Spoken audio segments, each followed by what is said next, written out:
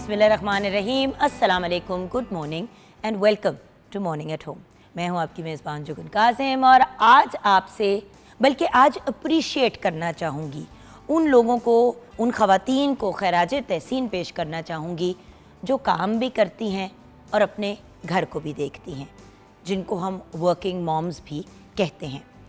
सबसे पहले तो अगेन हमेशा एक ही बात करती हूँ और अक्सर मुझे ये बात, बल्कि ये गिला भी मेरे से किया जाता है कि आप हमेशा जो है वो होम मेकर्स की तारीफ़ करती हैं।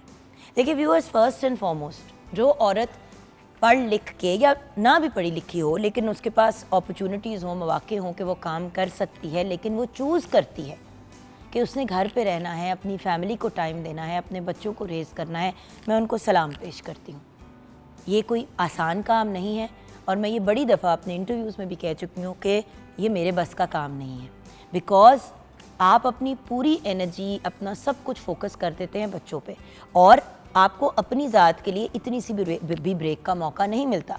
बिकॉज़ मैं तो हमेशा कहती हूँ कि होम मेकर्स अनपेड लेबर है, काम सारे करने और उसका मुआवजा आपको लाड प्यार ही मिलता है, फाइनेंशियल्स कोई नहीं होते। उसके बरक्स जो ख़वातीन काम भी करती हैं और अपना घर भी चलाती हैं, उनके अपने मसाइल हैं और उनके अपने प्रॉब्लम्स हैं, लेकिन उनको भी अगर हम क्रेडिट ना दें तो ये ज़्यादती है। सो जहाँ होम मेकर्स की मैं बहुत रिस्पेक्ट करती हूँ, उनको बहुत रिगार्ड देती हूँ और सलाम पेश करती हूँ, वहाँ पे वर्किंग मदर्स और वर्किंग लेडीज़ जो होती हैं उनको भी रिकग्नाइज़ करना एक बड़ी इंपॉर्टेंट चीज़ है। देखिए व्यूअर्स, जो औरत काम करती है और साथ में अपने घर को देखती है, वो 24 घंटे एक ऐसी फीलिंग है जिसमें घूमती रहती है, मुब्तला रहती है, और वो है गिल्ट। 24 घंटे इंसान गिल्टी ही फील कर रहा होता है कि क्या मैंने टाइम दिया पूरा काम को आज, क्या मैं बच्चों को पूरा टाइम दे पाई, क्या मैं अपने हस्बैंड को या अपनी फैमिली को वक्त दे पाई। बीच में फ्रेंड्स, फैमिली और भी हज़ार चीज़ें आ जाती हैं, वो भी अक्सर इग्नोर और निगलेक्ट हो जाती हैं, और जहाँ ये सारी चीज़ें हो रही होती हैं वहाँ पे अपनी ज़ात अक्सर इग्नोर हो जाती है। सो जो ख़वातीन काम भी करती हैं, अपने घर को भी देखती हैं और अक्सर अपने आप को इग्नोर कर देती हैं बिकॉज़ उनका टोटल फोकस ये होता है कि कम से कम घर को भी पूरा वक्त मिले और काम को भी। सोचने की बात है व्यूअर्स, अगर आप पूरा वक्त घर को देंगे तो काम के लिए आपके पास क्या टाइम रहेगा। अगर आप काम को सारा वक्त देंगे तो घर वाले रह जाएंगे, फैमिली रह जाएगी। और बाय द वे, ये सिर्फ वर्किंग मदर्स या मदर्स के पॉइंट ऑफ व्यू से मैं बात नहीं करी। बहुत सी ऐसी ख़वातीन हैं जो मैरिड नहीं होती हैं लेकिन अपनी फैमिली के साथ रहती हैं या अकेली रहती हैं और उन्होंने अपने आप को भी संभालना है, अपनी फैमिली को भी देखना है और साथ साथ काम भी करना है। हम जिस माशरे में रहते हैं व्यूअर्स, हम ये कह ही नहीं सकते कि वो सिर्फ काम करती है, क्योंकि चाहते ना चाहते हुए एक वर्किंग वुमन जो है वो घर के मामलात देख ही रही होती है बाय डिफ़ॉल्ट। कोई ना कोई रिस्पॉन्सिबिलिटी, कोई ना कोई चीज़ उसके सर पे पड़ जाती है। मर्दों को और सुबह नौकरी पे चले जाएं और शाम को नौकरी से हिफाजत घर पहुंच जाएं तो यही बहुत बड़ी बात होती है। और अक्सर हम सुनते हैं, हायला उसको रहने दो, अभी भी काम करके आया, हायला अभी भी दफ्तर से आया, छोड़ दो उसको। लेकिन औरत दफ्तर से वापस आए और वो जाके चिल कर ले या रिलैक्स कर ले और अपने बच्चों के मसले ना सुने, अपनी अम्मा के प्रॉब्लम्स ना सुने, अपने हस्बैंड के को केटर ना करे, तो मैं देखती हूँ कि कौन उसको रिलैक्स करने देगा। मेरा नहीं ख्याल कि कोई भी ऐसी, मेरे साथ अक्सर ऐसे होता है और मैं अपने हस्बैंड से अक्सर इस बात पे झगड़ा करती हूँ कि जानी कभी कभी मैं आपसे ज़्यादा लंबा काम करती हूँ। मैं 14-16 घंटे की, मैं सुबह फजर की निकली हुई घर से रात के 10 बजे घर आ रही हूँ और ऑब्वियसली एंटर होते हुए बच्चे, फैसल, हज़ार और चीज़ें होती हैं, और वो सब चीज़ें करने के बाद बच्चों को देखना, उनकी चीज़ों को रेडी करना, सुबह अगर स्कूल की कोई असाइनमेंट्स हैं, कुछ चीज़ें हैं, उनके स्कूल बैग्स को चेक करना, अगले दिन की सारी तैयारी उनकी करना, अपने हस्बैंड को जाके चेक करना, उनसे बातचीत करना, जो भी 5-10 मिनट, आधा घंटा तो अपने मियाँ को भी देना होता है। उसके बाद अपनी ज़ात के लिए क्या टाइम रहता है व्यूअर्स, अपने आप के लिए इंसान क्या करता है। और मैं हमेशा यही कहती हूँ व्यूअर्स, जहाज़ पे हमेशा कहा जाता है कि अगर हवा का दबाव कम हो तो सबसे पहले अपना ऑक्सीजन मास्क पहने और उसके बाद बच्चों और बुज़ुर्गों की मदद करें। सो लॉजिकल बात है, अगर अपनी ज़ात के ऊपर ही ऑक्सीजन मास्क नहीं होगा, आपको खुद को साह नहीं आ रहा होगा, तो आप किसी के लिए क्या करेंगे। सो अपने आप को भी याद रखना, चाहे आप होम मेकर हैं, चाहे आप वर्किंग मॉम हैं, चाहे आप फुल टाइम काम ही कर रहे हैं और घर की चीज़ों को नहीं भी देख रहे, तो अपनी ज़ात को तो वक्त दें, क्योंकि एक तो इससे आपकी जहनी नशोनुमा में बड़ा फ़र्क पड़ता है अगर आप अपना भी ख्याल रखते हैं, थोड़ा सा टाइम अपने आप को दे देते हैं, और उसके साथ साथ आपकी जिस्मानी नशोनुमा के लिए भी एक बड़ी इंपॉर्टेंट चीज़ है। 90% ऑफ वर्किंग वुमेन जिनके बच्चे भी होते हैं, फैमिलीज़ भी होती हैं, क्योंकि वो सारा वक्त अपनी फैमिली को और अपने काम को दे रही होती हैं, ना वो कोई एक्सरसाइज कर पाती हैं, ना वो अपने आप के लिए कोई टाइम निकाल सकती हैं। व्यूअर्स, शादी के 11 साल के बाद अब जाके मैंने अपने हस्बैंड को कहना शुरू किया कि मैं जा रही हूँ एक्सरसाइज करने के लिए, और वो कहते हैं हाँ जाओ। और मज़े की बात यह कि अगर मैंने 11 साल पहले भी उनको कहा होता तो उन्होंने ना तो नहीं करनी थी। बात सिर्फ इतनी की थी कि अपनी एक पर्सनल गिल्ट कि अगर मैं अपने लिए घंटा डेढ़ निकालूंगी डेली तो मैं क्या करती हूँ। अब आप लोग कहेंगे कि पिछले 10 साल ये तो नहीं है कि मैंने एक्सरसाइज नहीं की है, लेकिन जब भी, जैसे कि अगर मैं अब सब सो गए हैं और मतलब अब सोने का टाइम हो गया, घर में लाइटें, उस वक्त जाके एक्सरसाइज करना, जबकि ये बहुत बड़ी हिमाकत है, क्योंकि अगर आप रात को बिल्कुल सोने से पहले एक्सरसाइज करेंगे तो 2-3 घंटे तो आपको वैसे ही नहीं नींद आनी, क्योंकि ऐसे हार्मोन्स और चीज़ें रिलीज होती हैं, एंडोर्फिन्स वगैरह रिलीज होते हैं, आप पूरी तरह जाग जाते हैं। बट वही ऑप्शन है, या फिर सुबह फजर के वक्त जाग के नमाज पढ़ के उसके फ़ौरन बाद एक्सरसाइज कर ली। तो मैं फिर अपनी नींद पे कॉम्प्रोमाइज़ करती थी और उन चीज़ों पे कॉम्प्रोमाइज़ करती थी कि भाई बाकी सारे सो रहे हैं, चलो इस वक्त मैं 1 घंटा अपनी ज़ात को दे दूँ। लेकिन व्यूअर्स, उससे क्या होता है, एक बंदा अगर रात को 3 या 4 घंटे सोएगा, साथ में एक्सरसाइज भी नहीं छोड़नी, क्योंकि एक फिटनेस का एक एलिमेंट है। और सिंपल बात है व्यूअर्स, स्क्रीन पे आना है, अपने आप को थोड़ा सा तो फिजिकली फिट रखना ही रखना है। मैंने कोई अब ज़बरदस्ती नहीं है, अल्लाह का शुक्र है, मीडिया दुनिया बदल गई है, इवॉल्व हो गई है। पहले तो ये होता था कि पतले भी होना है, शक्ल को भी एक सर्टन तरीके से लगना है, बालों को भी ऐसे लगना है, ये भी करना है, वो भी करना है। मैं आपको बता नहीं सकती कितने साल बालों में एक्सटेंशंस लगा के अपने बालों का मैंने बेड़ा गर्क कर दिया, क्योंकि एक लुक बहुत ज़रूरी होती थी स्क्रीन पे। फिर फाइनली एक बात का एहसास हुआ कि मैं मॉर्निंग शो होस्ट हूँ, मैंने आपके पास आके होस्टिंग करनी है, पूरी एक ग्लैमरस फुप्पो फरदौस बन के आपके सामने बैठने का क्या तुक है। मेरी बातें मैटर करती हैं या सिर्फ ये मैटर करता है कि मैं कितनी फैशनेबली तैयार होकर बैठी हुई हूँ। एक मॉर्निंग शो है, एक ब्रेकफास्ट शो है, पूरी दुनिया में उसमें गुफ्तगू की जाती है। आप वलीमे या शादी के लिए तैयार होकर नहीं बैठते, और जो लोग करते हैं मैं उनको बिल्कुल भी कुछ बुरा नहीं कह रही, वो उनकी एक पर्सनल चॉइस है। देखिए, हर बंदा अपने मिजाज से, अपने हिसाब से तैयार होता है। ये मेरा मिजाज है, this is who I am, casual, chill, थोड़ा सा रिलैक्स रहने वाला, क्योंकि सिंपल बात है व्यूअर्स, मेरा इसी तरह का कुछ हाल होता है घर पे, बल्कि मेकअप तो बिल्कुल एक कतरा नहीं लगा होता, वो तो स्क्रीन की डिमांड है, इसलिए थोड़ा बहुत मैं लगा लेती हूँ। बट व्यूअर्स, बैलेंस ढूंढना ज़िंदगी के अंदर, कहाँ पे आप टाइम सेव कर सकते हैं। पहले मैं आके पीटीवी में मेकअप रूम में तैयार होती थी, फिर मैंने घर में ड्रेसिंग रूम अपना ऐसे से तैयार कर लिया कि वहाँ पे तैयार होकर निकलती हूँ, यानी कि उस टाइम पे मैं थोड़ी सी टाइम मैनेजमेंट करनी पड़ती है। उस टाइम में मैं बच्चों को स्कूल भेजना और ये सारे मामलात जो हैं वो साथ साथ साइमल्टेनियसली देख रही होती हूँ।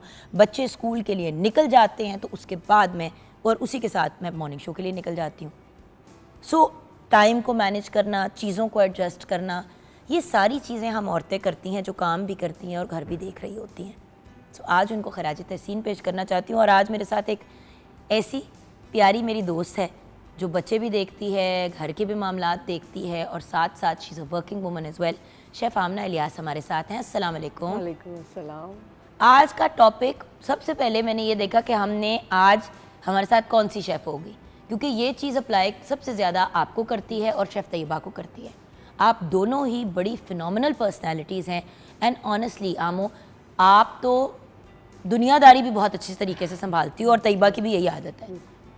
तो मैं तो हमेशा कहती हूँ कि अगर मेरी शेफ्स में, बाकी तो मेरे बच्चों की तरह है, अगर मेरी 2 दोस्तें हैं हमारे मॉर्निंग शो की शेफ्स में, तो वो आप हैं और तैयबा जी हैं। ये बिकॉज हमारी सिमिलर ज़िंदगी है ना, हम काम भी कर रहे हैं, हम घर भी देख रहे हैं, हमने आगे देखो फैमिलीज 1000 और मामलात होते हैं। बिल्कुल सारी चीज़ें मैनेज करनी है, और वो इसीलिए हम लोग रिलेट कर सकते हैं इस चीज़ में बहुत ज़्यादा, क्योंकि जैसे आप बच्चे हैं, घर है, फैमिली है, एंड देन आपने अपने काम को भी निगलेक्ट नहीं करना, आपने अपना काम में भी 100% देना है।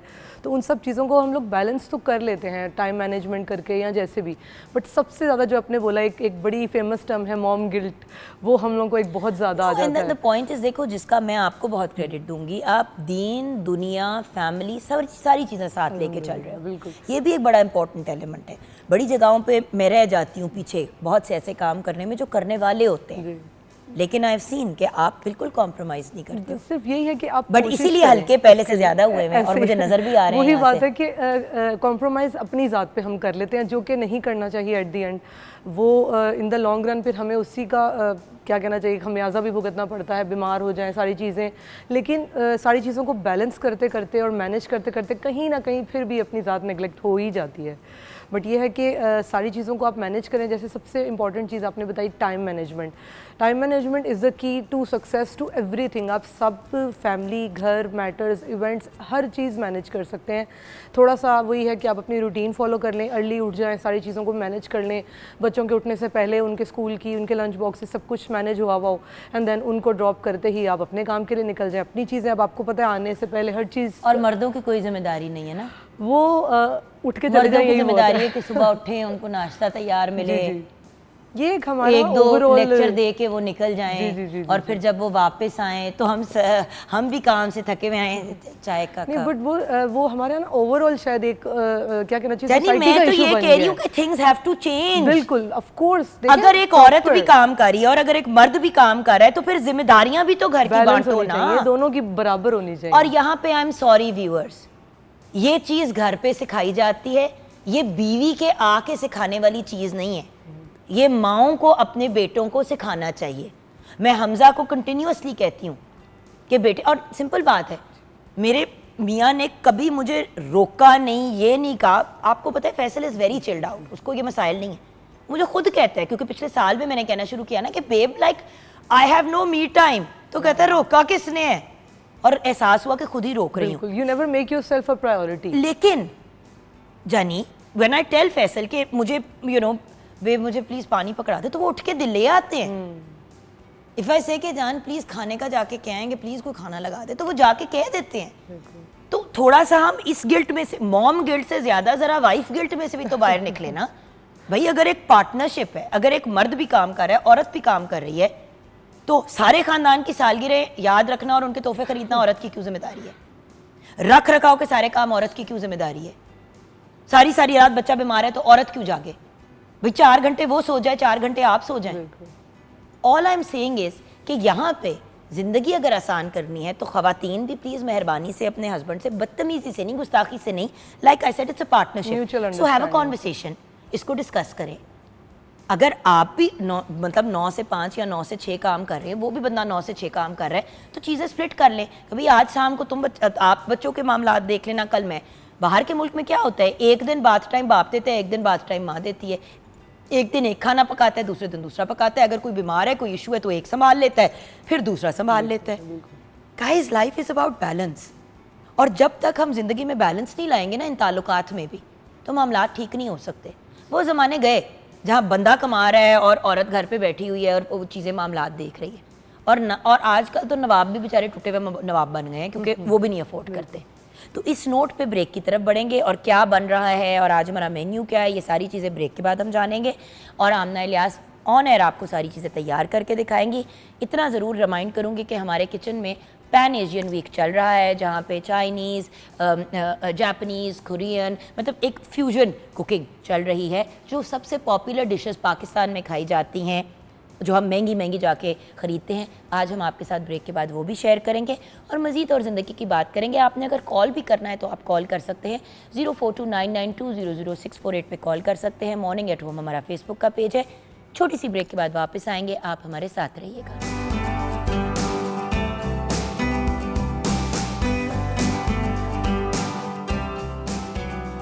Welcome back from the break viewers. जब भी पैन एशियन खाना बनता है, मेरी तो एक्साइटमेंट का आलम कुछ और ही होता है। कल भी इतना कुछ चाइनीज़ खाना खा लिया कि उसके बाद 1-2 और काम थे, काम कम और नींदरें ज़्यादा आ रहे थे। अच्छा आमो, आज बना क्या रही हो? जी, आज हम पैन फ्राइड नूडल्स बना रहे हैं और साथ हम मंगोलियन बीफ बना रहे हैं। नाइस। थोड़ा सा हमने कहा a little bit crispy? जी बिल्कुल क्रिस्पी, और थोड़ा सी हल्की सी कोटिंग, एंड देन उसको हम सर्व करेंगे नूडल्स के साथ। अच्छा, तो ऐसा करते हैं कि आप मुझे किसी काम लगा के फिर रेसिपीज देना शुरू कर देना। हाँ।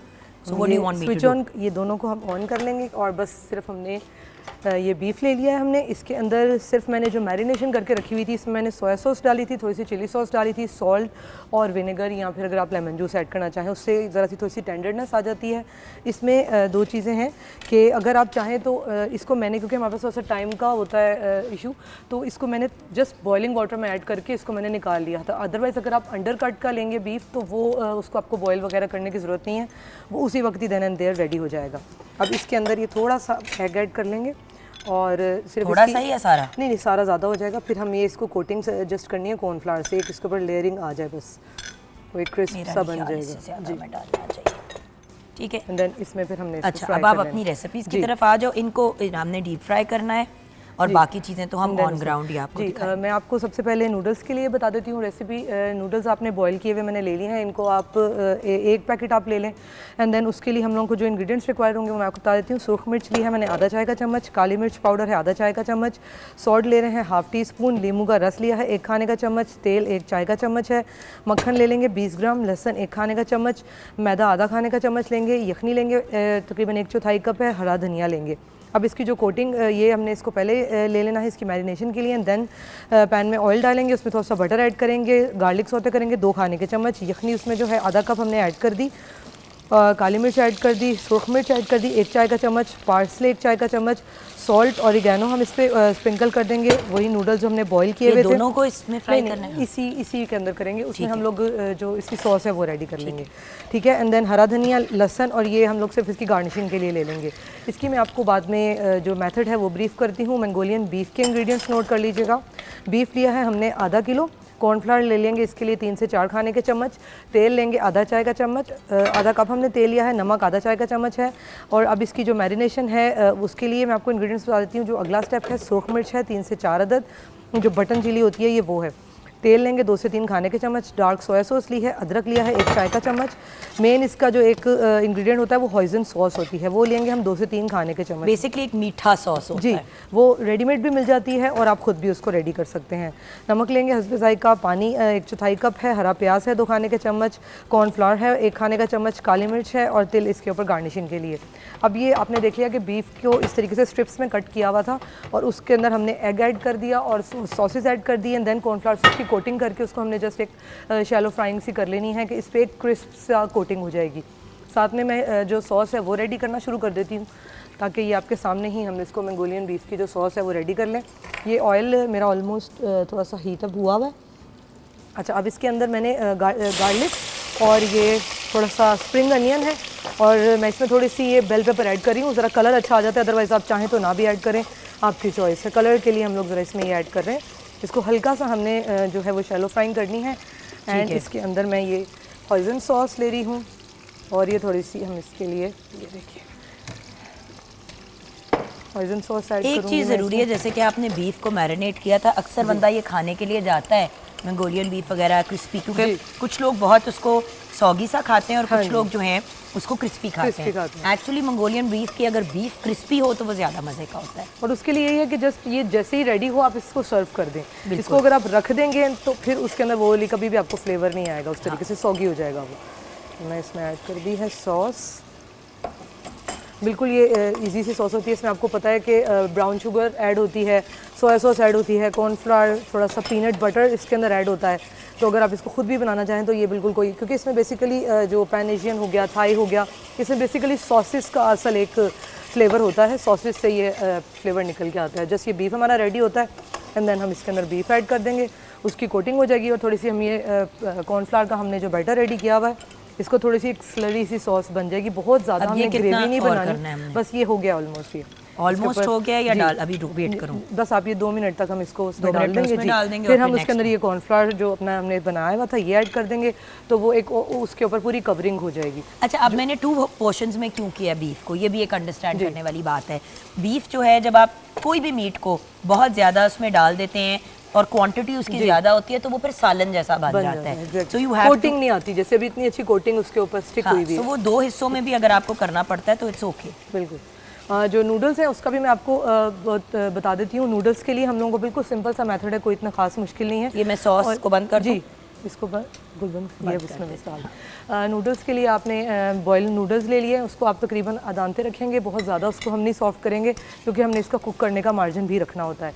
ऑयल पैन में ऐड करेंगे, गार्लिक सौते करेंगे उसके अंदर, एंड देन उसको फिर हम लोग अच्छे से सौते जब कर लेंगे उसके अंदर हमने सीजनिंग ऐड करनी है। थोड़ी सी सॉसेज मैं ज़रूर ऐड करती हूँ क्योंकि फ्लेवर बहुत अच्छा आ जाता है। वेजिटेबल्स भी मैंने रखी हैं, अगेन ऑप्शनल है, आपकी चॉइस है, आप डालना चाहें तो, बट कलर और वो सारी चीज़ें आती हैं उसमें, तो हम उसके अंदर उसको मिक्स करने के लिए ऐड कर देते हैं। नाउ अब ये हो गया, मैं इसके ये अंदर हम सीधा बीफ ऐड करते हैं ताकि इसकी कोटिंग हो जाए। अच्छा, मैं अब आपको एक मजे की बात बताऊं, इवन जो इसके एक सेकंड, इवन जो इसके अंदर ये सॉस रह गया, अगर आप ये भी डाल देते हैं, क्योंकि हमें कॉर्नफ्लावर ऐड करने की जरूरत आपने नहीं को फिर कॉर्नफ्लावर ऐड करने की जरूरत ही नहीं रहेगी। आपने इसको ऐसे करके डाल दिया इसके अंदर, तो क्योंकि उसके अंदर फ्लेवर काफी है। अब देखें कितना ये क्रिस्पी सी इसके ऊपर क्रंच है, और बहुत ये अब इस तरह से भी बच्चे अगर खाना चाहें तो बड़ा अच्छा इसका फ्लेवर है। ये देखिएगा,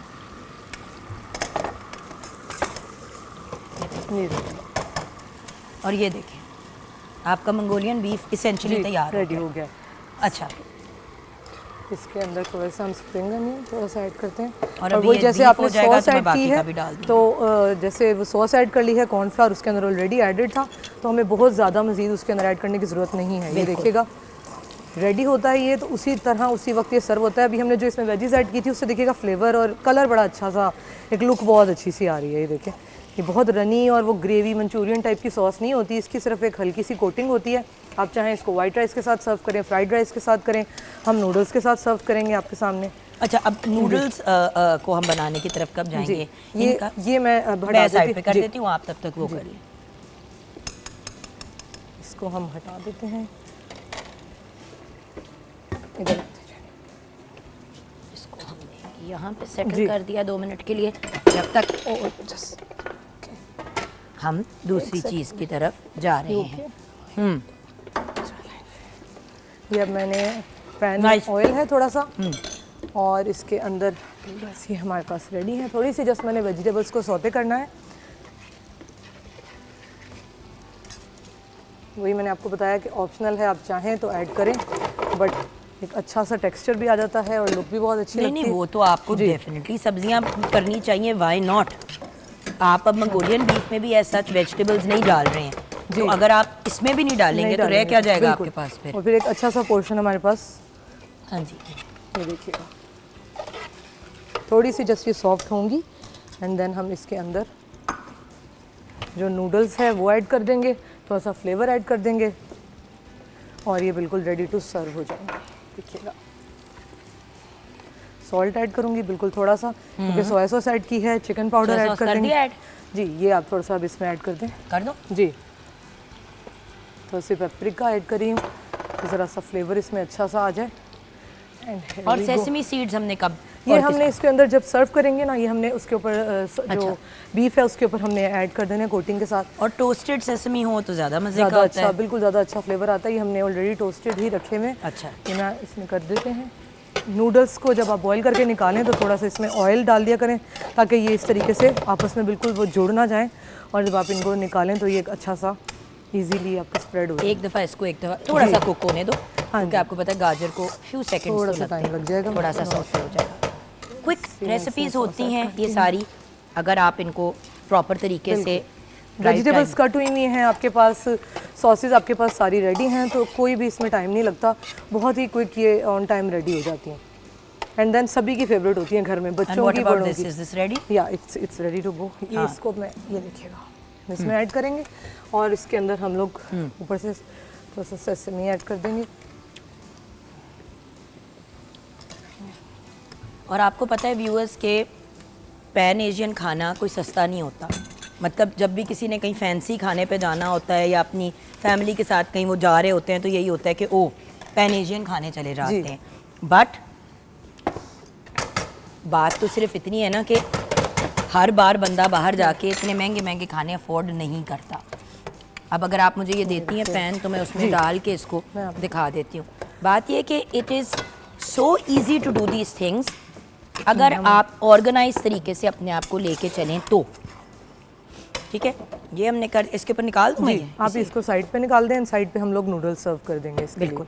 अच्छा, इसकी बेस पे ना ज़रा ऑयल है, हाँ जी। आप अगर उस ऑयल को थोड़ा अवॉइड कर जाएं तो वो ज़्यादा बेहतर होगा।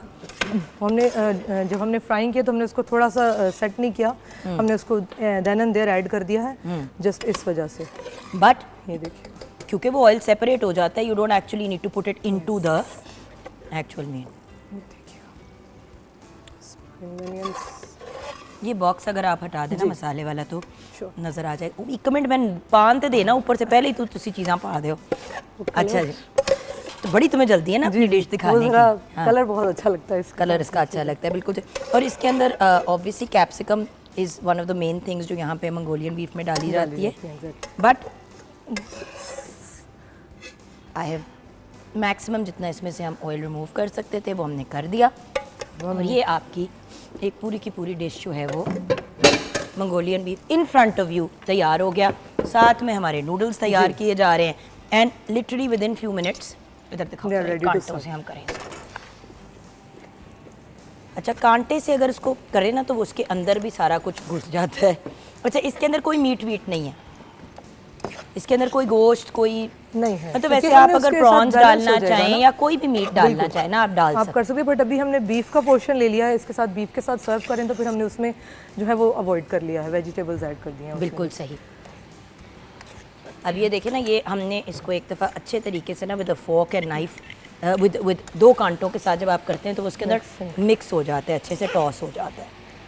इसको कितनी देर पकाना है? बस ये जस्ट इसको हमने टॉस करना है, देन ये रेडी है, क्योंकि कुक तो हैं ऑलरेडी, नूडल्स भी कुकड हैं और वेजिटेबल्स को भी जस्ट एक सौते करना था हल्का सा। ये हमने ना इसमें इस तरह सेपरेट करके आप करते हैं तो अंदर उसके सारा कुछ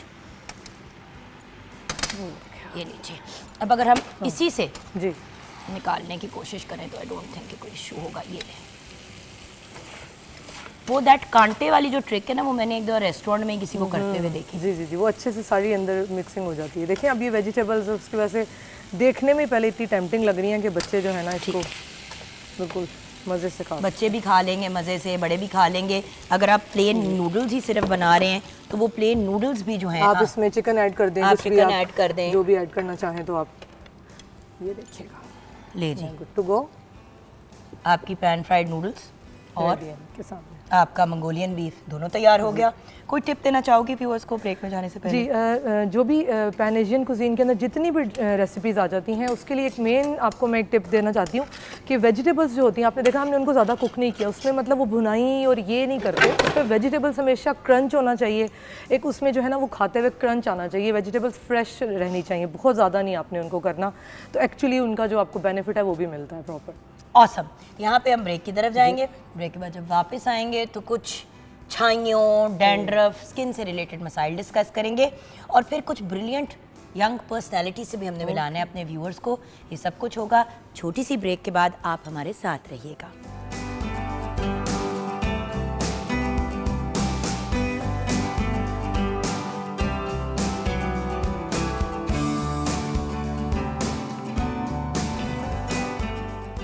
welcome back from the break viewers. Break के बाद हमें ज्वाइन किया है प्यारी सी डॉक्टर कंवल जवाद ने। आप कंसल्टेंट डर्मेटोलॉजिस्ट हैं, एस्थेटिक कंसल्टेंट हैं। अस्सलाम वालेकुम। वालेकुम अस्सलाम। डॉक्टर साहिबा कैसी है? ठीक ठाक है? मैं ठीक अल्हम्दुलिल्लाह। आप कैसी हैं? I am good. डॉक्टर साहिबा, आई एम गुड बट आवाम के हालात ठीक नहीं है।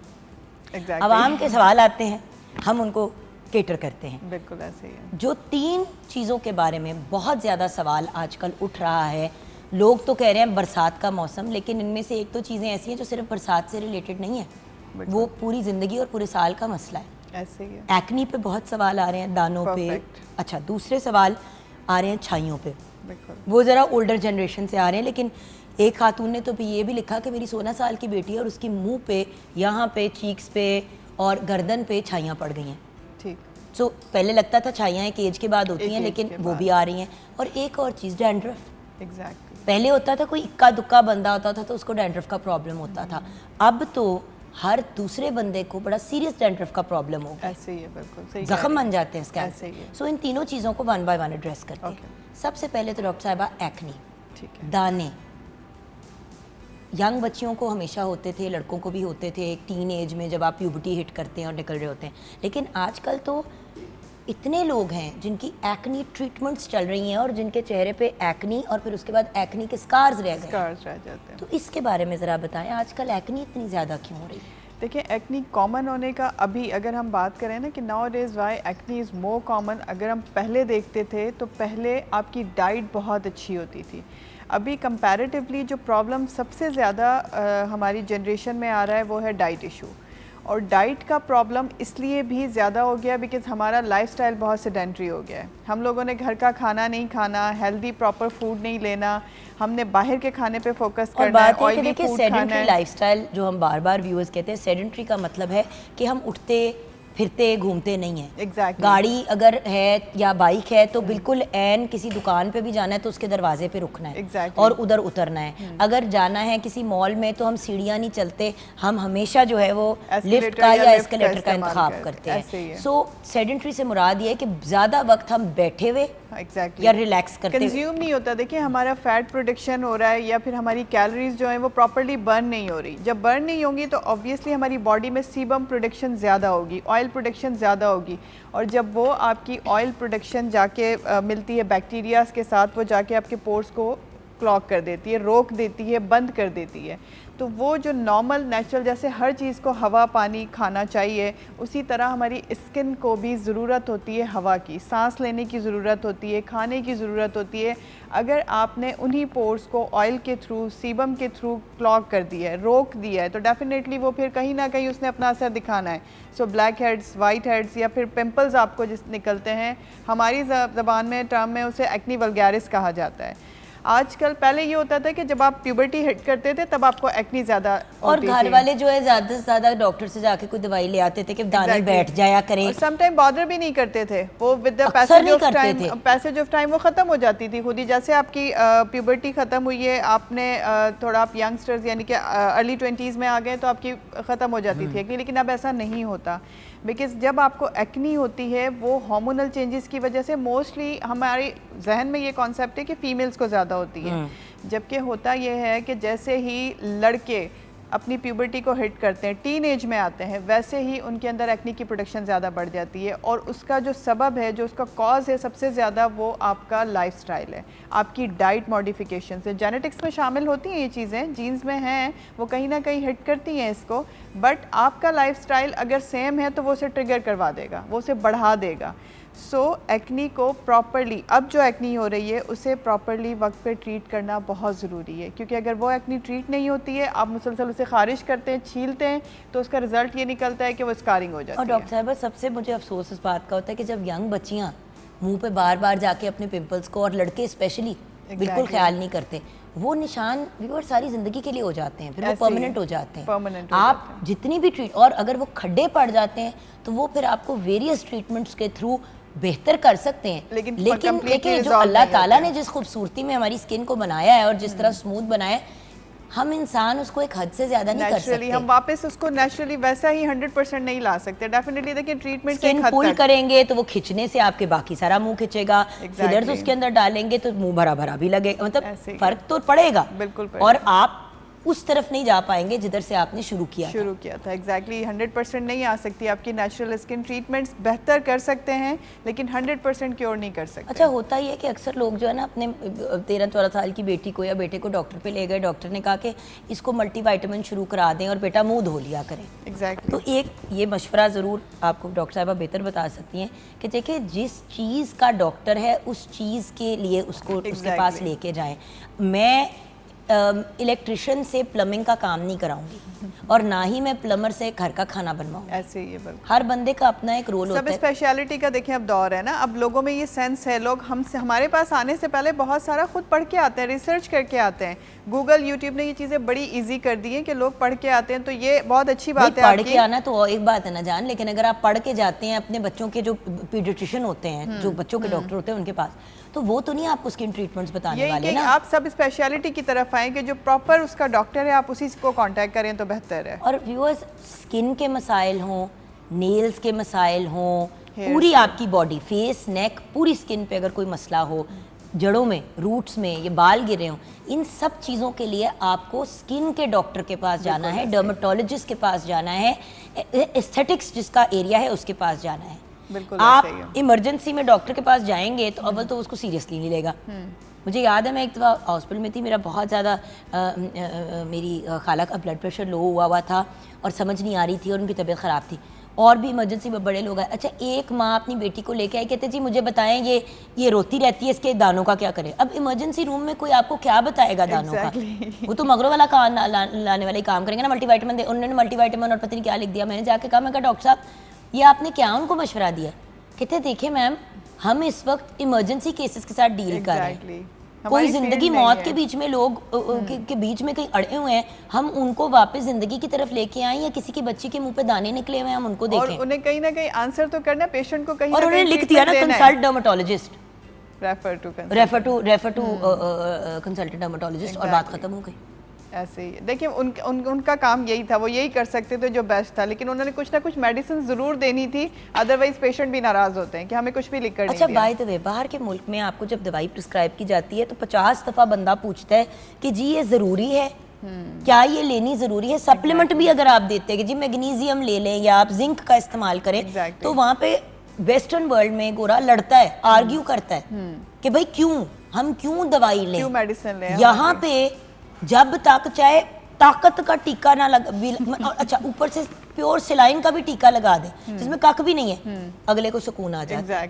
प्लेसिबो इफेक्ट तो जितना पाकिस्तान में कहीं पे भी नहीं है, कहीं नहीं है। लोग आप बिलीव करें, लोग लैब्स करवा के अच्छे हो जाते हैं, ठीक हो जाते हैं, अपने आप को बेहतर महसूस करते हैं जब वो लैब्स करवा लेते हैं, इन्वेस्टिगेशंस करवा लेते हैं। आप हमारे टेस्ट कराएं जी, आप हमारे सारे टेस्ट कराएं। अच्छा, और खुद आके बता रहे होते हैं कि जी ये वाला ये वाला ये वाला।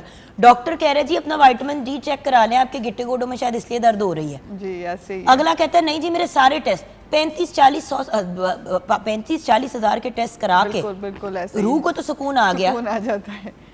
नहीं, पेशेंट मेंटली भी बड़ा सेटिस्फाइड हो जाता है। उससे तो 1000 गुना बेहतर है 35-30 हज़ार रुपए 40 हज़ार रुपए आप किसी मुस्तक फैमिली को दे दें, उनका पूरा महीने का खर्चा निकल आएगा। ऐसा तो हम सोचते नहीं है ना, वरना हम बीमार ही ना हो, ऐसा हम नहीं सोचते बिल्कुल भी।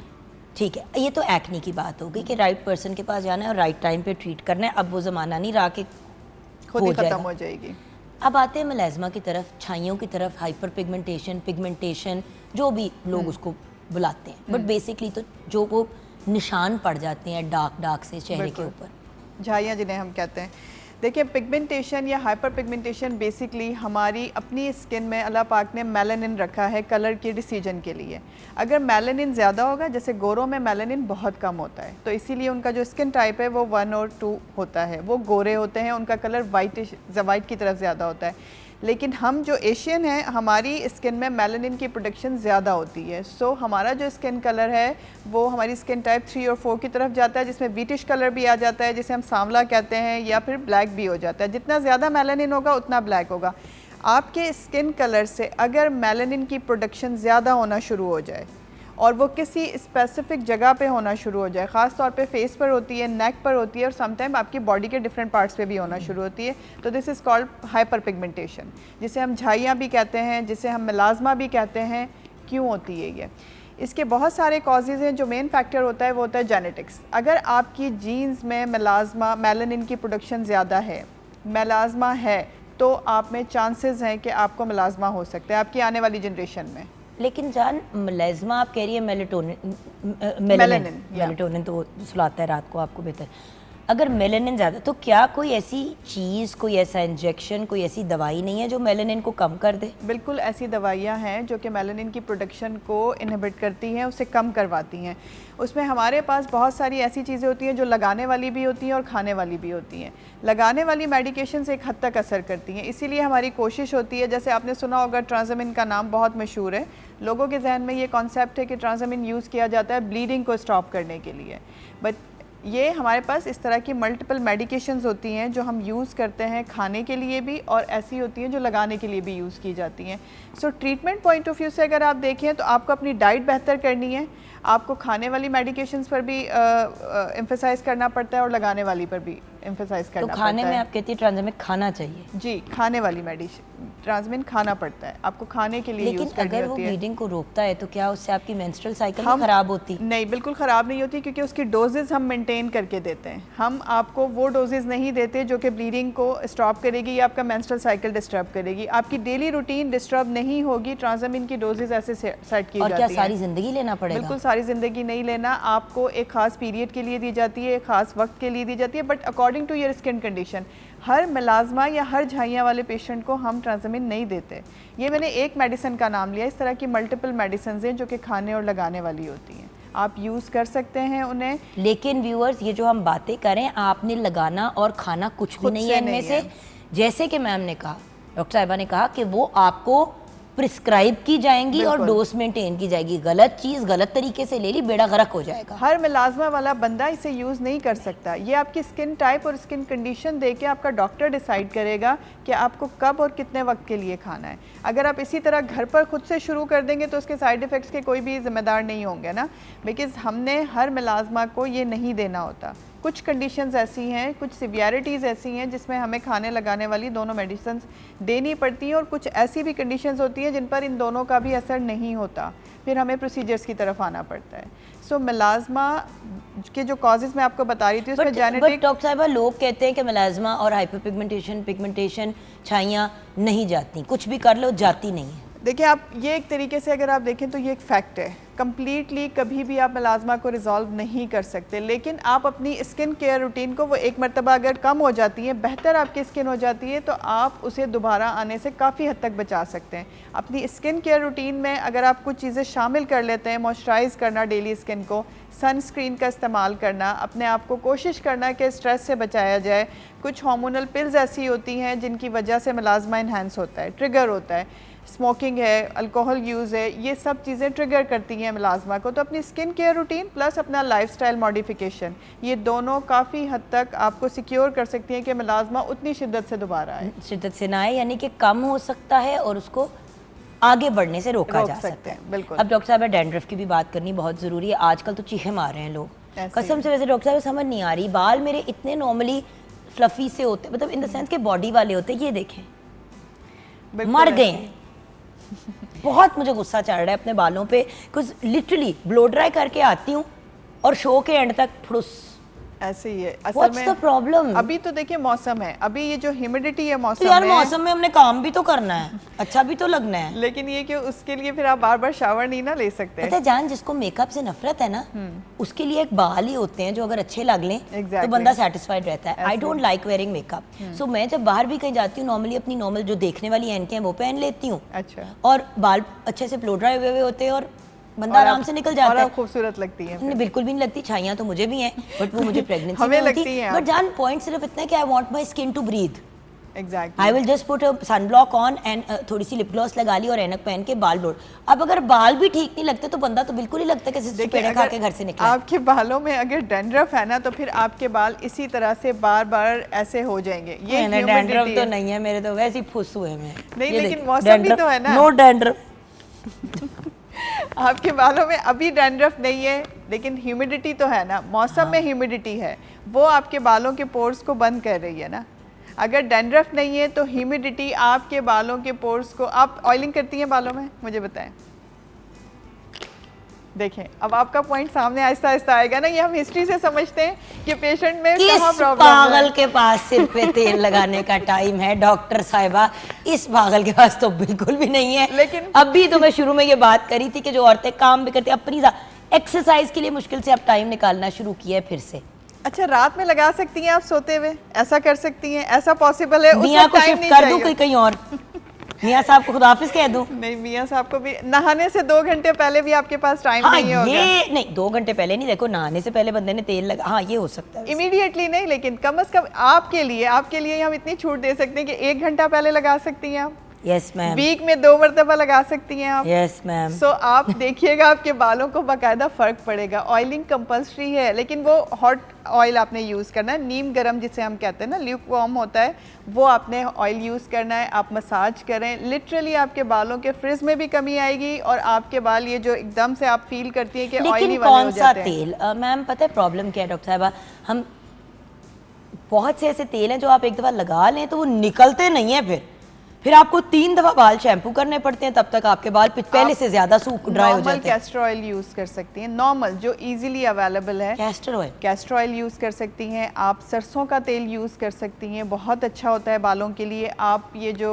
कोकोनट ऑयल होता है ये यूज़ कर सकती हैं। जिनके बाल जरा मेरी तरह फाइन है, आई थिंक उनके लिए तो कोकोनट ऑयल बेहतर है, क्योंकि सरसों का जरा हैवी होता है ना, तो फाइन बाल पे उतरता नहीं है फिर। सरसों का अगर आप यूज़ करके उसे 2 मरतबा शैम्पू करेंगी तो उतर जाता है इजीली। ठीक है। आप कोकोनट ऑयल आपको सूट करता है आप वो यूज़ कीजिए। आप ट्री ऑयल यूज़ कर सकती हैं, इस वेदर के लिहाज से बता रही हूँ। ऑलिव ऑयल बहुत जल्दी बालों से निकलता है, लेकिन ऑयल में मिक्स करना है, राइट? दोनों या कैस्टर ऑयल प्योर कैसे लगाएं? मैं अकेले की बात कर रही हूँ। अगर आपने कैस्टर ऑयल यूज़ करना है तो उसमें आप आलमंड ऑयल मिक्स करें, बादाम का तेल। जी, बादाम का तेल इस वेदर के लिए भी अच्छा है। दोनों को मिक्स करके आप उसे थोड़ा सा नीम गर्म करें और फिर आप अपने बालों में जिस तरह मसाज करते हैं वो करके 1 घंटा, हल्का मसाज प्लीज, रगड़ना नहीं है, बहुत तेज नहीं करना। एग्जैक्टली वो आप 1 से 2 घंटे के लिए अपने बालों में लगा के छोड़ दें और उसके बाद शावर ले लें।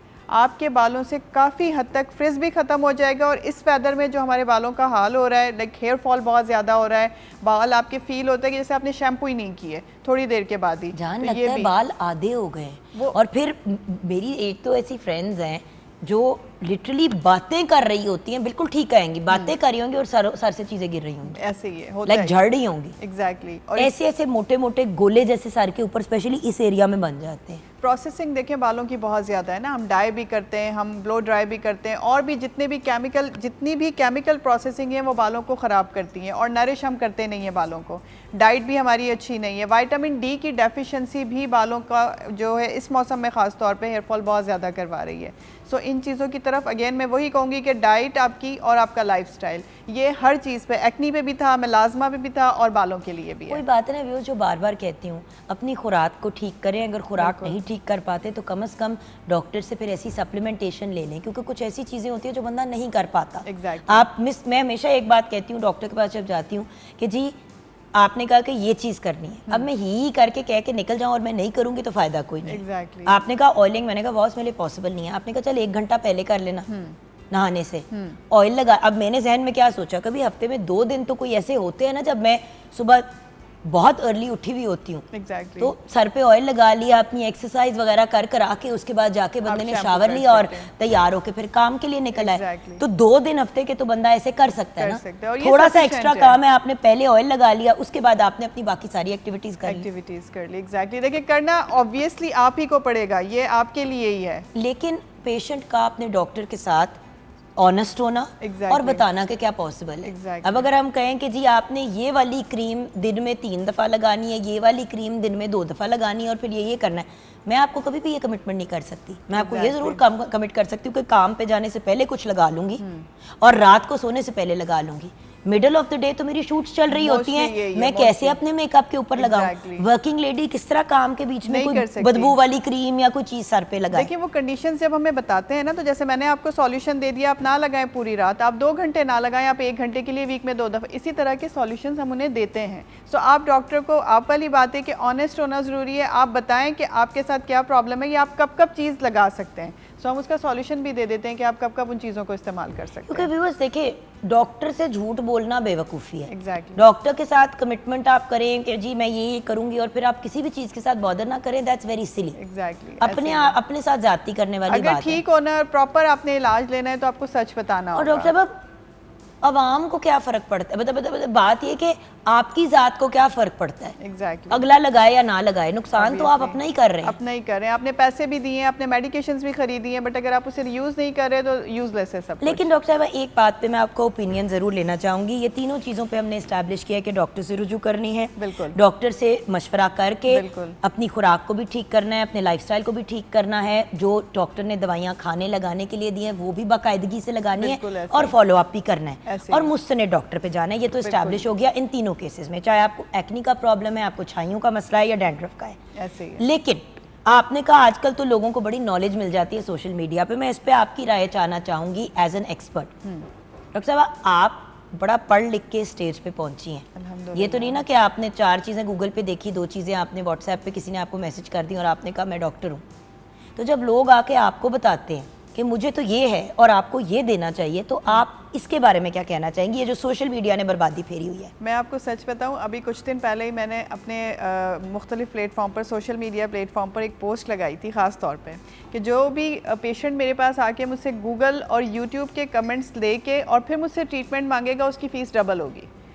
अगर मैं किसी से 1000 लेती हूँ तो वो 2000 हो जाएगी, वो मैं डबल कर दूंगी। बिकॉज देखिए भाई मगजमारी के भी तो कोई पैसे होने चाहिए ना। Exactly, लेकिन इतना आप ट्रीटमेंट पे नहीं तवज्जो दे पाते जितना अगले को आपको समझाना पड़ता है कि बीबी या भाईजान ये आपके लिए नहीं है। एग्जैक्टली काउंसलिंग देखिए हमारा मेन है, लेकिन काउंसल पेशेंट होने वाला होना चाहिए, वो हमें आगे से गूगल यूट्यूब ना बताए। बिकॉज हमारे पास बुक्स होती हैं, हमने गूगल यूट्यूब से हम गाइडलाइंस ज़रूर लेते हैं। डॉक्टर साहबा, अब एक टीके हैं जिनसे लोगों का वजन कम होता है, बड़े महंगे होते हैं और वटेवर पूरी दुनिया में यूज़ हो रहे हैं। मुझे बता रहे थे कि एंडोक्रिनोलॉजिस्ट जो डायबिटोलॉजिस्ट हैं डॉक्टर साहब, मेरी उनसे बात हो रही थी, कहते जोगन आपको पता है मेरे पास कितने लोग आते हैं इस ड्रामे के साथ कि मुझे तो डायबिटीज़ होने वाली है या मैं बड़ा सीरियसली प्री डायबिटिक हूँ, तो आप ना मुझे वो वाली दवाई स्टार्ट करा दें। अच्छा। तो कहते हैं हम पागल हैं यहाँ पे बैठे हुए, हमने 1.5 टेस्ट कराने में पता चल जाने कौन कितने पानी में, और वो चाह रहे हैं कि हम उनको प्रिस्क्रिप्शन लिख दें। नहीं लिखते तो आगे से चढ़ाई करते हैं, लोगों से फोन करवाते हैं कि जी आप नुस्खा लिखते। हम कैसे ऐसे बंदे को उस चीज का नुस्खा लिख के दे सकते हैं जो उसकी सेहत के लिए आगे जाके प्रॉब्लमेटिक है? बिल्कुल ऐसे ही ये ऐसा है। देखिए हमें हिस्ट्री से पता चल जाता है कि पेशेंट को प्रॉब्लम क्या है, और आप यकीन करें हमारी फील्ड ऐसी है कि पेशेंट एंटर हो रहा होता है और हमें पता चल जाता है कि इसकी डायग्नोसिस क्या होगी, बट हम उसकी सर्टिफिकेशन के लिए उसे सुनते हैं। सो प्लीज़ यही है, मैं यही आपके शो के थ्रू कहना चाहती हूँ लोगों को कि प्लीज़ हमें आके ना बताएं। अगर आप हमसे गाइडलाइन लेने के लिए पैसे देने के लिए पैसे देकर आए हैं तो प्लीज़ गाइडलाइन हमसे लें, शायद हम आपको कुछ बेहतर बात बता सकें। Thank you so much doctor साहिबा, you welcome. Thank you for your detailed response. और उसके साथ साथ वही जो सबसे इम्पोर्टेंट बात है, जिस चीज़ का डॉक्टर है उस चीज़ के लिए उसके पास जाएं। बिल्कुल। आप एंडोक्रिनोलॉजिस्ट के पास जाके दिल के मसला डिस्कस करेंगे तो वो क्या आपको बताएगा? ठीक है वो डॉक्टर है, MBBS उन्होंने किया हुआ है, आपको जनरल गाइडलाइन दे सकते हैं, लेकिन क्या बेहतर नहीं है कि राइट पर्सन के पास जाएं? स्किन, बाल, ये सारी चीज़ें जहाँ पे मैं हमेशा कहती हूँ उनका ख्याल रखें, वहाँ पे मैं ये भी कहती हूँ कि अगर एजिंग, एंटी एजिंग की तरफ जाना है तो उस एज पे एंटी एजिंग की तरफ जाना है या अपना ख्याल रखना है जब आप एजिंग की तरफ नहीं बढ़ रहे। 25 साल की उम्र के बाद तो अब हर डॉक्टर कहता है कि जी आप एंटी एजिंग और बाकी चीज़ों की तरफ जाएं। 45 साल की उम्र पे कहते हैं जी फिलर करा के हमारा मुंह वापस उठ जाए, तो वो नहीं होगा अगर आपने मेंटेन नहीं किया। सो व्यूअर्स, राइट पर्सन के पास राइट चीज़ के लिए जाएं। और डैंड्रफ जिसको हम बड़ा नॉन सीरियसली लेते हैं, एक बहुत बड़ा कॉज बन जाता है बॉल्डनेस का, गंजे होने का। सो मेन विमेन, आपको डैंड्रफ का इशू है, छाइयाँ हैं, दाने हैं, मतलब एक्नी है, तो please go to a dermatologist, skin expert, वो आपको बेहतर गाइड करेंगे। यहाँ पे हम ब्रेक की तरफ जाएंगे। ब्रेक के बाद तो बहुत ही ब्रिलियंट एंटरप्रेन्योर्स हमें ज्वाइन करेंगी, उनकी कहानियाँ जानेंगे और ये जानेंगे कि वो किस किस एरिया में पैसे कमा रही हैं। ब्रेक के बाद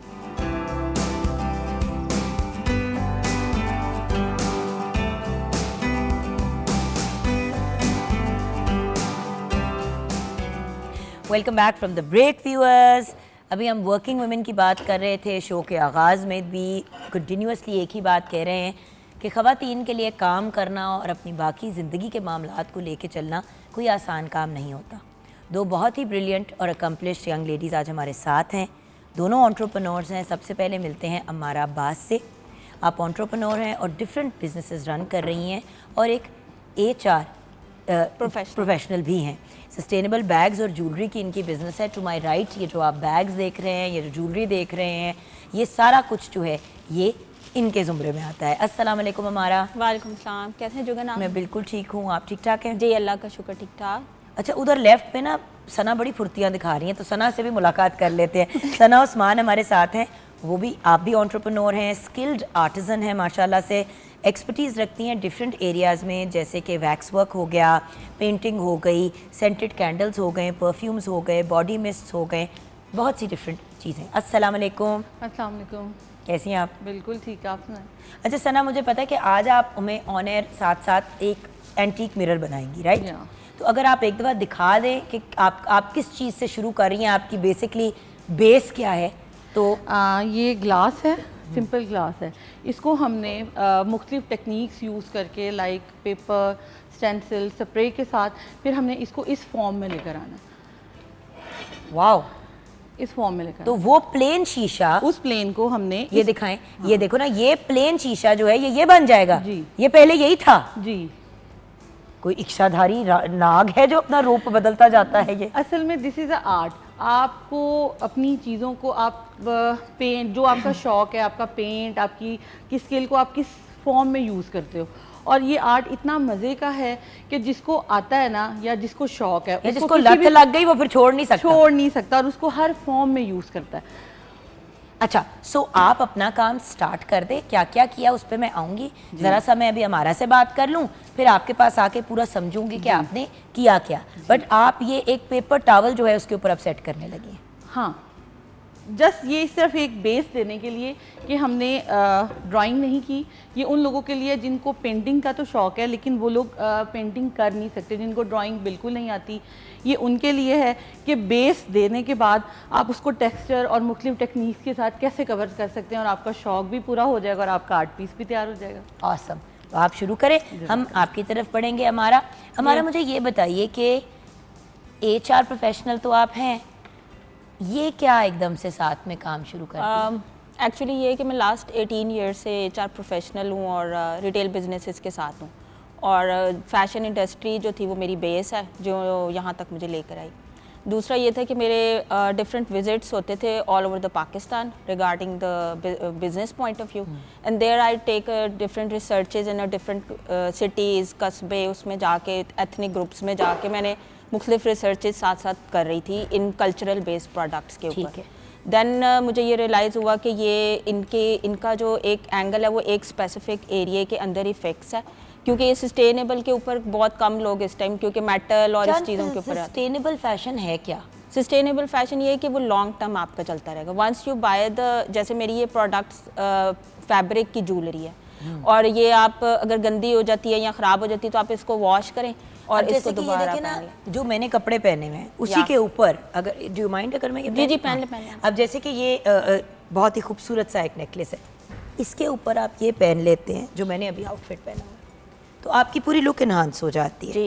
यू डोंट इवन, ये देखें, there you go, it changes the whole look of things and it's beautiful. ये बेसिकली जो हम लोगों ने काम किया इसके ऊपर फ्यूजन क्रिएट करवाया है, और मेरे साथ ये मुख्तलिफ जो कल्चर है बेस औरतें जो डिफरेंट शहरों में काम कर रही हैं, ये घरों से उनसे बनवा के हम लोग लेकर आ रहे हैं साथ साथ। अब देखिए ना, ये प्योर बीड वर्क है, ये प्योर बीड वर्क है, अब देखिए कितना खूबसूरत है जी। और ये टोटली हैंडमेड है, इसमें कोई वो मशीन यूज़ नहीं। और आपने गले में भी बड़ा जी, ये मैंने हैंडमेड बना हुआ है। It's very very pretty.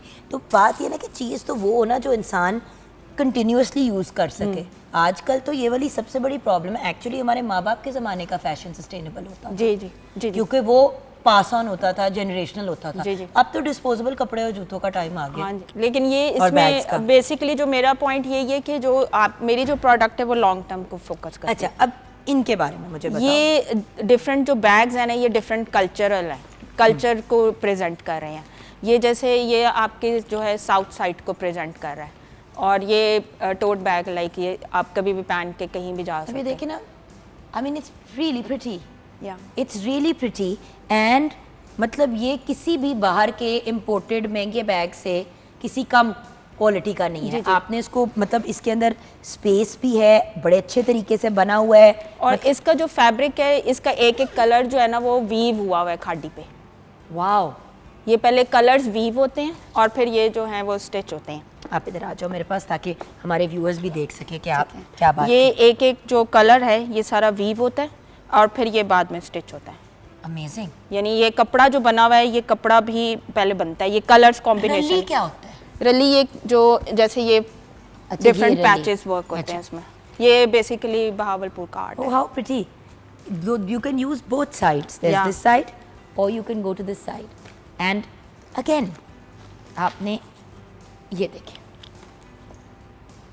It gives a very cool bohemian kind of fun look also, and आपका ये बेसिकली जूट के साथ फैब्रिक कॉम्बिनेशन है, और ये इसके ऊपर जो एम्ब्रॉयडरी है वो भी सारी हैंडमेड है, और ये भी एक और कल्चर है। ये भी एक और कल्चर है। तो हर चीज़ की अपनी एक स्टोरी लाइन होती है।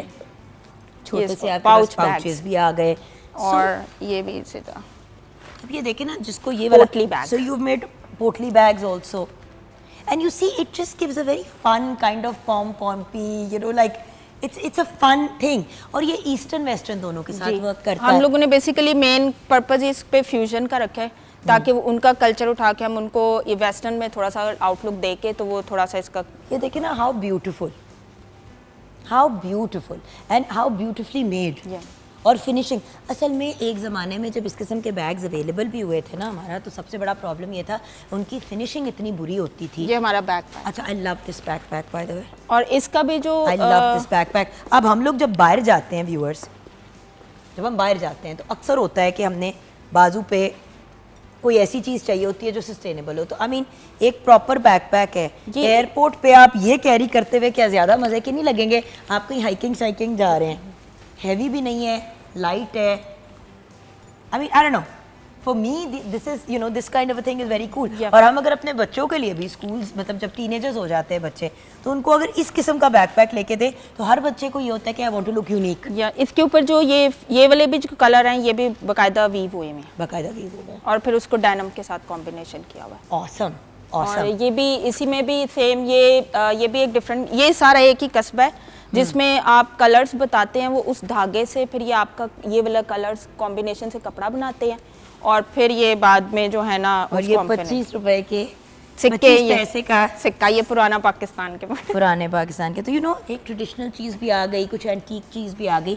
It's lovely. And I think viewers, वही वाली चीज़ है ना कि चीज़ों को अंडरस्टैंड करना, और हर बंदे की अपनी पसंद है. अब I normally carry tote bags. मेरे जैसा बंदा बड़े आराम से इस किस्म का टोट बैग जो थोड़ा सा मॉडर्न, थोड़ा सा, ये वर्किंग लेडीज़ के लिए बनाया है. For working women, it's an ideal thing with a strap, right? Now, when we talk about young people, backpacks are a very good option. Even older people, जैसे कि मैंने कहा, जब मैं ट्रैवल करती हूँ तो हमेशा मैं कोई ऐसा बैकपैक ढूंढ रही होती हूँ जो बहुत भारी ना हो. बिकॉज बैकपैक आप कैरी तो कर लेते हो, वो या तो वो रेक्सिन के मटेरियल का होता है, लेदर होता है, लेदर होता है. अब अगर आपने कहीं पे जाना है और आपने 50 जगहों पे घूमना है, आपने ये काम भी best करना है, आपने जिम भी जाना है, सारा कुछ, तो इससे ज़्यादा बेहतर क्या ऑप्शन है? इसके अंदर स्पेस भी है, इनके अंदर 2 बड़े कॉम्पैक्ट पॉकेट्स भी हैं. लाइक ये इसके अंदर भी एक पॉकेट है बड़ी. ऑसम. और आपने अंदर मटेरियल भी ऐसा जी, पैराशूट का लगाया कि लीकेज वीकेज का कोई इशू ना हो. और ये धो के आप दोबारा सुखा लें. No, I love it. I think it's beautiful. It's awesome.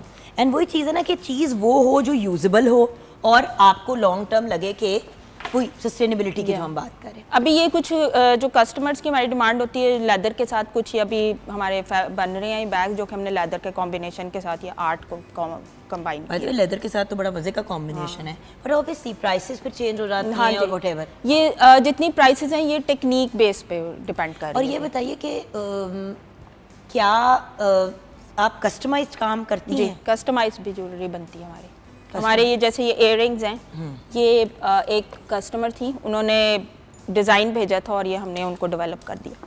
अब देखिए ना, सो बात ये, सॉरी, हाँ, ये भी फैब्रिक्स के हैं. So you can wash them also. आप इनको धो भी सकते हैं. अब these are beautiful pretty things, traditional things. And बात ये कि अपना ट्रेडिशन भी तो साथ आगे लेके चले ना. अच्छा, हमारा I come back to in a bit. Let me come here and see आपने कहाँ तक चीज़ें पहुँचाई हैं, क्योंकि हमने ब्रेक की तरफ जाना है. ब्रेक के बाद हम आपसे मज़ीद जानेंगे. ओके, वो प्लेन था, अभी हमने इसको बेस दिया. अब इसके बाद हम इसको टेक्सचर देंगे. काम हमने बैक साइड पे किया ना, काम पीछे से किया और ये दिस इज फ्रंट. फ्रंट. सो ये हमने पीछे इसके अभी ये पेपर लगा दिया और ये अब आप इसके ऊपर पेंट लगा इसको एंटीक लुक देने के लिए ये टेक्निक है कि हम इसको जैसे आप पुराने दौर के ग्लास देखते हैं लाइक दिस, उसके बाद वो एक पड़ा हुआ है वहाँ पे. हाँ जी, ये देखें, जैसे कि ये है.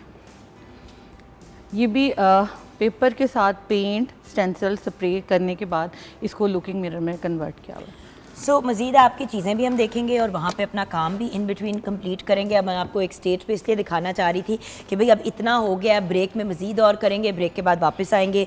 You will see changes. You see it's like a living thing, it keeps changing and evolving. Break के बाद वापस आएंगे. व्यूअर्स, आप हमारे साथ रहिएगा. We will be right back.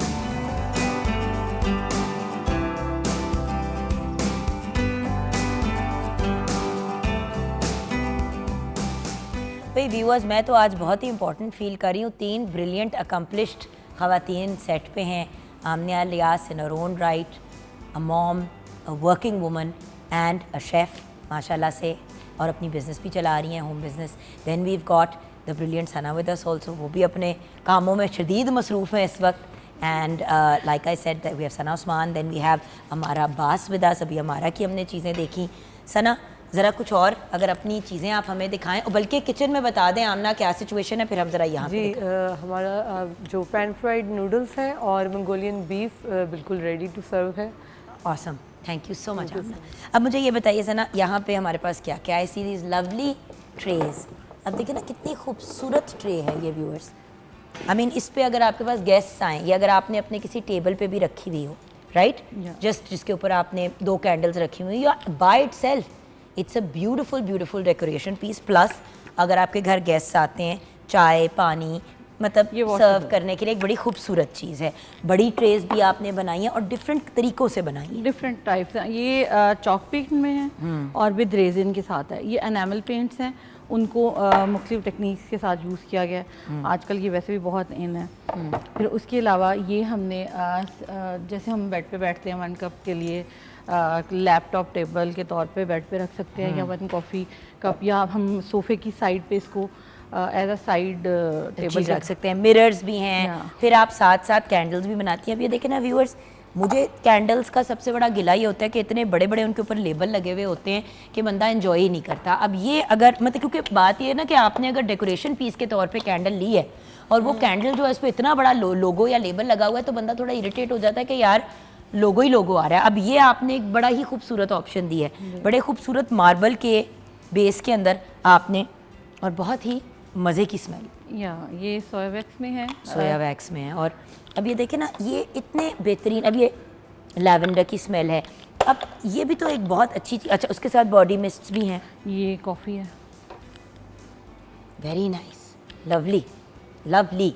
और बात ये कि घर में पहले एक ज़माना होता था तब इंसान या तो इत्र छिड़क देता था या आप वो लगा देते थे अगरबत्ती. लेकिन अगरबत्ती की वो एक ही स्मेल होती थी और वो दिमाग को बहुत से लोगों को चढ़ती थी. ये एक बड़ा बेहतरीन कैंडल्स आपने, जब गेस्ट आने वाले हैं आपने बिल्कुल आने से पहले जला दिए, पूरी जगह एक खूबसूरत सी महक फैल जाती है. बिल्कुल. ओके, यहाँ आ जाते हैं वापस. एंड देन ऑफ कोर्स अगर आपने आर्ट वर्क के पॉइंट ऑफ व्यू से पेंटिंग्स वगैरह, ये है पिक्सेल पोर्ट्रेट. आप इसको देखेंगी आपको ये नहीं नज़र आ रही क्या है. ठीक है. आप 45 के एंगल पे या अपने मोबाइल कैमरा से देखेंगी या थोड़ी सी आंखें बंद करें, थोड़ा साइड पे होके, तो आपको नज़र आएगा कि दिस इज़ अ फेस है. या it's a face. It's a face. ठीक है, ठीक है.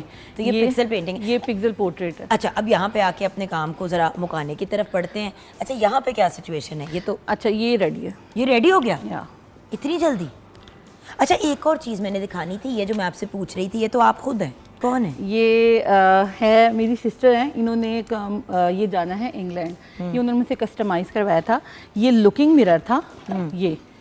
ये लुकिंग मिरर था. इसको पहले हमने ग्लास में कन्वर्ट किया. ग्लास में कन्वर्ट करने के बाद पिक्चर पेंट के साथ और पिक्चर, और ये अब्बू हैं. या अच्छा. और फिर उसको टेक्सचर देके इसको दोबारा से लुकिंग मिरर में कन्वर्ट किया. तो कोई वाली चीज़ है ना व्यूअर्स, करने को तो बंदा कुछ ये भी कस्टमाइज़ आप करवा सकते हैं. हाँ, इसमें ये भी है. बस आपने टेक्निक है एक कि आप उसको कैसे किस तरह यूज़ करते हैं. आई गेस फिर मेन सवाल तो मेरे पास यही रह जाता है. आपसे शुरू करूँगी सना जी, आपके पास भी आऊँगी इसी सवाल के साथ. अगर अपना बिज़नेस शुरू करना हो, देखिए बहुत सी ख़वातीन इस वक्त हमें देख रही हैं स्क्रीन पे जो सोच रही हैं कि यार ये तो मैं भी करती हूँ, या ये वाली चीज़, या फॉर एग्ज़ाम्पल शूज़ मैं बड़े अच्छे बनाती हूँ, मेरे पास एक बंदा है मुझसे you know like there are so many things. Hand painted कपड़े भी लोग बनाते हैं, तो इतने ऑप्शंस होते हैं लोगों के पास, लेकिन किस तरह काम शुरू करें ये नहीं समझ आती. तो आप दोनों का हमें मशवरा चाहिए. सब पहले आपसे मैम. मेरा पॉइंट तो सिर्फ अभी यही है कि खुद के साथ कमिटमेंट और कंसिस्टेंसी, ये 2 पॉइंट्स अगर आपके चलते रहेंगे ना तो टाइम टेकिंग तो होगा, लेकिन वो कहीं ना कहीं जाके आपके, अब जैसे मैं अपना काम बताती हूँ, मेरे तकरीबन 18 साल से मैं बिजनेसेस में काम लगी हूँ, लेकिन और साथ साथ ये रिसर्चेस भी कर रही थी, और अब जाके लाइक लास्ट 2 ईयर्स से मैंने इसका पिच पकड़ ली थी. लेकिन पिछले साल जब भी मैं जिस जगह भी गई, जहाँ भी गई, उसके लाइक खुद से कमिटमेंट थी और कंसिस्टेंसी थी कि ये करना है किसी तरीके से.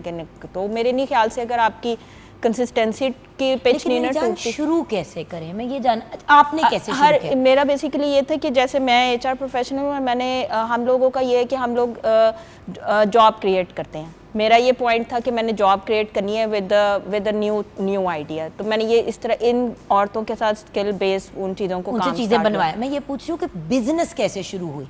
देखिए चीज़ बना के आपके घर में 50,000 भी पड़ी हुई हो, बेचनी भी तो है, वो मैं पूछ रही हूँ। बेचने का तो बेसिकली ये है कि आपके अंदर वो एक वही मैं आपको बताऊं कि वो स्किल होना चाहिए कि आप किसी तरीके से पिच कर सकें। और अच्छा ऑनलाइन कर रहे हो, क्या कर रहे हो? मैं ऑनलाइन भी कर रही हूँ और शॉप एंड शॉप कॉन्सेप्ट के साथ भी है। छोटे छोटे पॉपअप स्टोर्स लगाते हैं हम लोग, ठीक है, डिफरेंट कॉफ़ी शॉप्स पे डिफरेंट जगहों के ऊपर, और फिर हम उनको वहाँ से सेल करते हैं। ऑनलाइन भी और ये भी दो कस्टमाइज करना हो तो ऑब्वियसली फिर वो कंसल्टेशन के बाद पे। और ये जो बिजनेस ये वाला जो शुरू किया था, ये बेसिकली मैं खुद थोड़ा शौक है फैशन का, तो वो इसलिए आपके चीज़ों की वो टेक्निक्स और इन चीज़ों का थोड़ा आइडिया था।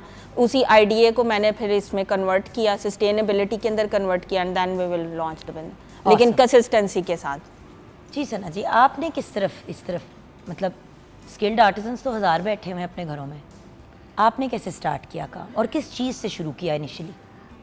मैं ऑलरेडी पेंटिंग्स वगैरह तो मैं करती थी, लेकिन इसको एज आर्टिस्ट, लेकिन इसको डिस्प्ले करने का कभी सोचा नहीं था और कभी हौसला भी नहीं हुआ था, क्योंकि बिज़नेस शुरू करने के लिए बड़े हौसले की ज़रूरत है। आपको पहले हिम्मत करनी पड़ती है कि, और जब आप एक क्योंकि कोई तनख्वाह नहीं मिलनी ना आपको, नहीं जो बेचोगे वही कमाओगे, और अगर किसी को ना पसंद आया या चीज़ उस हिसाब से ना बनी तो सीरियस नुकसान। अब वो शेफ़ वहाँ पे खड़ी है मेरी सहेली, कितनी दफ़ा होता है कि आपके पास केटरिंग का ऑर्डर आता है और आपने वो तैयार कर दिया, दे दिया, अगलों ने फिर आपको पे ही नहीं किया या आधे पैसे दिए कि जी हमें फलां चीज़ का जायका नहीं अच्छा लगा तो हम पैसे नहीं दे रहे, खा भी लिया, चीज़ उठा के ले भी गया कस्टमर, बैग खरीद लिया जी, बाकी के दे दूँ, नहीं इतना नहीं पसंद आया, 6 दिन पहन के वापस कर दिया। ये भी तो बड़े मसले हैं। ये हमारे साथ भी होता है। हम चीज़ रेडी का हो जाती है हमारी, तो एकदम से कस्टमर को याद आता है कि नहीं जी मुझे नहीं चाहिए। फिर समटाइम जब हम कहते हैं अच्छा चलें आप एडवांस पेमेंट करें, फिर जाने के बाद ये ऐसे नहीं था, ऐसे नहीं था, ऐसे नहीं था, फिर हमें उनको चीज़ें दिखानी पड़ती है कि भाई आपने हमें ये चीज़ दी थी, तो अगर कोई कमी बेची है तो हम उसको ठीक, ये सारी चीज़ें आती हैं, लेकिन हौसला होना चाहिए फेस करने का। तो हम भी इसी तरह, मैंने भी इसी तरह शुरू किया था कि छोटे से शुरू करके फिर मैंने सोचा कि अब तो खैर घर में बहुत बना लिया, लेकिन अब हमने इसको डिस्प्ले करना है। फिर उसके बाद फिर हमने ये छोटी छोटी एग्जीबिशंस करनी शुरू की, वहाँ पे हम अपना ये आर्ट वर्क सारा, जितनी वुमेन एंटरप्रेन्योर्स और भी आती हैं, हम सब वहाँ पे अपना आर्ट वर्क डिस्प्ले करते हैं। जब आप एक दफ़ा आपको अप्रिसिएशन मिलती है ना कि आपकी चीज़ पसंद आ रही है, आपको चीज़ अच्छी लग रही है, उसके बाद फिर आपको एक मोटिवेशन मिल जाती है कि नहीं यार हम कुछ कर सकते हैं, हम सिर्फ घर में नहीं हैं, हम बाहर भी कुछ कर सकते हैं। वेल डन भाई girls, I am so impressed with all 3 of you, because पता है होता क्या है, हम एक दूसरे को इनकरेज करेंगे तो हम तभी आगे बढ़ेंगे ना ज़िंदगी में। अल्टीमेटली वही चीज़ है कि अगर हमारे पास एक प्लेटफॉर्म है जिस पे हम सेलिब्रिटीज़ को बुलाते हैं, गाने, हल्ला गुल्ला, सीरियस गुफ्तगू भी होती है, वहाँ पे जो ब्रिलियंट यंग लेडीज़, मर्द, औरत सारे कोई ना कुछ यूनिक कर रहे हैं, उनके पास एक प्लेटफॉर्म होना चाहिए। जी जी। तो व्यूअर्स, अगर आप भी किसी को जानते हैं और आप गर्ल्स भी अगर और मज़ीद लोगों को जानते हैं जो इस तरह के इंटरेस्टिंग ब्रिलियंट काम कर रहे हैं, तो प्लीज़ हमें बताइएगा, ताकि हम मॉर्निंग एट होम पे कम से कम उनकी दुनिया से तो मुलाकात कराएं। ठीक, right? Sure. So thank you so much girls, bless you, खुश रहें, आबाद रहें। एक आखिरी दफ़ा जो आपने खड़े खड़े लिटरली 20 मिनट्स में हमें तैयार करके दिया है, मैं चाहूँगी कि हमारे व्यूअर्स को आप दिखाएं। ये व्यूअर्स आपके सामने बिल्कुल प्लेन क्लियर ग्लास था, एंड विद इन 15-20 मिनट्स, अब ये होता है ना स्किल्ड आर्टिजन कि विद इन 20 मिनट्स उन्होंने एक चीज़ हमें रेडी करके दे दी, ऑब्वियसली ड्राई होगी और उसकी एक फाइनल फिनिश होगी and it will be done. But बात यह है कि करना मुश्किल नहीं है, एंड आई एम श्योर कि आप यूट्यूब पे जाके भी सीख सकते हैं। सना जी आप भी सिखाती होंगी। मेरा पेज भी है गनिया आर्ट्स, इंस्टा पे गनिया आर्ट्स बाय सना उस्मान के नाम से, और आप वहाँ भी मुझसे कांटेक्ट कर सकते हैं। और अगर सीखना है तो आई एम श्योर कि you ladies are willing to help out. आपके पेज का नाम क्या है? मेरा बर्ड्स_रिटेल ब्रांड है। क्या बात है। So best of luck guys with everything, so proud of you. लगे रहो इसी तरह, इंडिपेंडेंटली काम करते रहो। देखो जितने ज़्यादा फीमेल एंटरप्रेन्योर्स होंगे उतना कम नौकरियों की आप लोगों को टेंशन होगी, और उतनी ही नौकरियां आप लोगों के लिए क्रिएट करेंगे। जैसे आप कितने लोगों को घरों में बैठ के अब फाइनेंशियल्स प्रोवाइड कर रही हैं जो ये काम कर रही हैं अपने घर में, आप जिस तरह मैम आपकी भी एक टीम होगी और साथ में आप दूसरों को भी इंकरेज करते हो। सेम थिंग विद यू आमना, कितने लोगों को आप सिखाते भी हो कि यार इंडिपेंडेंट हो जाओ। सो इसी तरह हम सारे मिल के एफर्ट करेंगे तो हमारा मुल्क कामयाबी जो की मेरे तरफ। प्लेटफॉर्म पे वो बनाने से लेके बेचने तक सारी फीमेल्स हैं। तो वही वाली बात है ना व्यूअर्स, हम सारे एक दूसरे की सपोर्ट करेंगे तो तभी हमारा मुल्क कामयाबी की तरफ गामजन होगा ना। इसी नोट पे अपना ख्याल रखिएगा और इन प्यारी प्यारी तीनों ब्रिलियंट यंग लेडीज़ को अपनी दुआओं में याद रखिएगा। खुदा हाफिज़।